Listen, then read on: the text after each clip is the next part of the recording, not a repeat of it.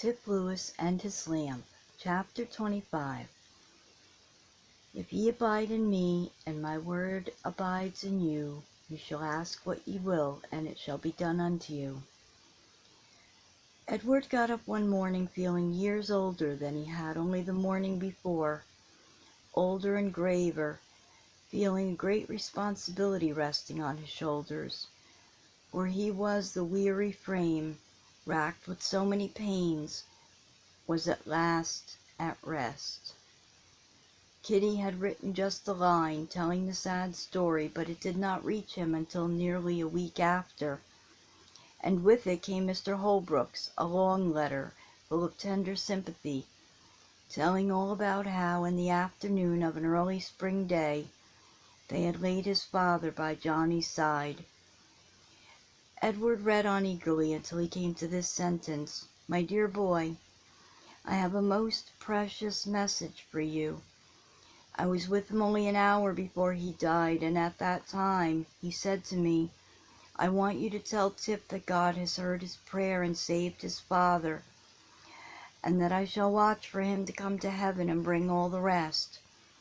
And Edward, I haven't a shade of doubt but that your father is with his Redeemer. You must let me quote again a verse which I once gave you. I love the Lord, because he has heard my voice and my supplications.'" And at this point the letter dropped from his hand, and Edward shed his first tears for his father. It was curious the different ways that Mr. Minturn and his son had of expressing sympathy. "Oh," Mr. Minturn said when he was told, "why in the world didn't they send for you?"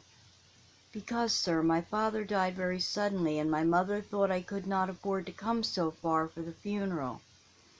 "Afford? As if that would have made any difference. Did they think I would let it cost you anything?" Edward showed Mr. Holbrook's letter to Ray after that, and when it had been read, expressed the feeling which had been much in his heart ever since the news came, and which had been strengthened by Mr. Monturn's words. "I shall always be sorry that I could not have gone to the funeral."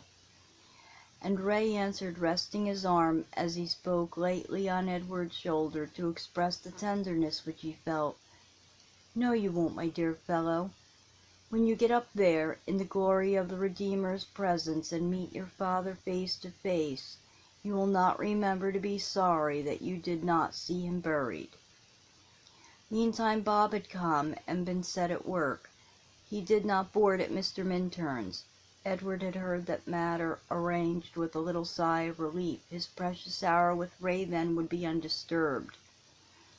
Bob was doing very much better than anybody who knew him would have imagined he could do. He seemed to have made up his mind to behave himself, sure enough. Yet his being there was a trial to Edward in several ways. He had a great horror of being called Tip. That name belonged to the miserable, ragged, friendless, hopeless boy who used to wander around the streets in search of mischief, not to the young man who was a faithful clerk in one of the finest stores in Albany, besides being a teacher in Sabbath school and a very fair scholar in Latin and algebra. But Bob Turner could not be made to understand all this, and though he stared at the neat black suit which Edward wore, and opened his eyes wide when Mr. Minturn went and came in company with his old companion, and honored him in many ways, he still called him Tip in clear round tones that rang through the store a dozen times a day. But there was nothing which Ray could not smooth over. So Edward thought, when one evening he flounced into the library with a very much disturbed face. "I wish that fellow knew anything," he said angrily. "What is the matter now?" Ray asked, meeting the bright, angry eyes with a quiet smile. Edward laughed a little. "Well, I can't help feeling vexed. Bob screeches that hateful little name after me wherever I go. I despise that name, and I wish he could be made to understand it." "How did you happen to be called Tip at first?" "Why," said Edward, turning over the leaves of his dictionary, "my little sister Kitty made it up before she could talk plain. How she ever got that name out of Edward, I don't know. I'm sure I wish she had been asleep when she did it. but that's what she called me, and that's what I've been ever since." "And did Johnny, the little boy that died, ever call you so?" Edward's eyes began to grow soft. "Often," he said gently, and it was about the only name he could speak. He was a little fellow. "Well, Edward, I should not think it would be such a very disagreeable name to you. When your father was gone, always used it, and always in kindness, you told me. It is the only name by which little Johnny can remember you." "There are two things to be thought of in this matter," Ray continued after a moment, finding Edward not disposed to speak. "One is, if you hope to do anything with this old companion of yours, you must be ready to take worse things from him than a quite inoffensive little name like that. He will learn your right name perhaps in time. And the other is, what is Bob Turner's right name, my friend?" Edward's face flushed, his lips quivered into a little smile, and then he laughed outright. "It would be ridiculous to call him Robert," he said, still laughing. "Ray, here's my exercise if you want it now." And Ray heard no more complaints about the unoffending little name. "Say, Tip, just go home with me tonight," Bob coaxed one evening, as Edward, having been detained late at the store, was leaving just as Bob was closing the shutters. "Mr. Ray's head is so bad you won't have any plaguey lessons tonight to hinder you. Every single fellow in the store but me is going to the theater, and I'm awful lonesome up there alone." "It is a wonder you're not going too," said Edward. "No, it ain't. I can keep a promise once in a while, I reckon. That Ray Minturn can do anything with a fellow, and I was fool enough to promise him that I wouldn't go. Come, go up home with me, do, that's a good fellow." "No," said Edward decidedly, "I can't." "Now, Tip Lewis, I think you're real mean. You don't never come to see me no more than if I was in Guinea. You act as if you were ashamed of me, and I keep my word and behave myself too. And you're a mean, chicken-hearted fellow if you're ashamed to notice me nowadays just because you board in a big house and dress like a dandy." "Pooh," said Edward, "what nonsense that is. I'd look well being ashamed of anyone that Minturn talked with. But, Bob, I can't go tonight, nor any other night just about this time, because I made a promise I'd do something else at exactly 8:30, and nothing in the world should hinder me if I could help it, and it can't be far from that now." Bob eyed him curiously. "Tip, you're the oddest fellow born, I do believe," he said at last. "Is it lessons?" "No, it's nothing about lessons." "Couldn't I help you do it?" "Yes," said Edward, after a thoughtful silence. "You could help me better than anyone else, only you won't." "Well now," Bob answered earnestly, "as sure as I'm alive I will, if you'll tell me what it is. I'll help you this very night." "Do you promise?" asked Edward. "Yes, I do, out and out, and when I promise a thing through and through, why you know, Tip Lewis, that I do it." "Well," said Edward, as he tried the door to see that all was safe before leaving, "then I'll tell you. Every night, at exactly 8:30, I go to my room and ask God over and over again to make you want to be a Christian." Not a single word did Bob answer to this. He took long strides up the street by the side of Edward in the direction of Mr. Minturn's, never once speaking until they reached the door, and stood waiting to be let in, and then he said, "Tip, that's mean." "What is?" "To get a fellow to promise what he can't do." "I have not.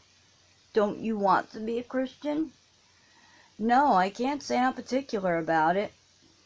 "But that's too silly to believe. You need a friend to help you about as badly as anyone I know of, and when you can have one for the asking, why shouldn't you want him? Besides, I didn't say make you a Christian, anyhow. I said make you want to be one. You can pray that, I'm sure. And anyway, you promised, and I trusted you." Bob followed him through the hall, up the stairs to his neat little room, and whistled Hail Columbia while he lighted a match and turned on the gas. "My, you've got things in style here, don't you?" he said, looking around, while the bright light gleamed over the pretty carpet and shining furniture. "Yes," said Edward, "everything in this house is in style. Bob, it's 8:30. "Well," Bob said good-naturedly, "I'd like to know what I'm to do. This is new business to me, you see. I'm going to kneel down here and pray for you, and you promise to do the same." Edward knelt at his bedside, and Bob, half laughing, followed his example. But Christ must have been praying too, and putting words into Edward's heart to say. By and by, in spite of himself, Bob had to put up his hand and dash away a tear or two. He had never heard himself prayed for before. That evening was one to be remembered by Bob Turner for more than one reason. Ray sent for both of the boys to come to his room. He was sick, but not too sick to see and talk with Bob whenever he could get a chance. He made the half hour spent with him so pleasant that Bob gave an eager assent to the request that he would come often.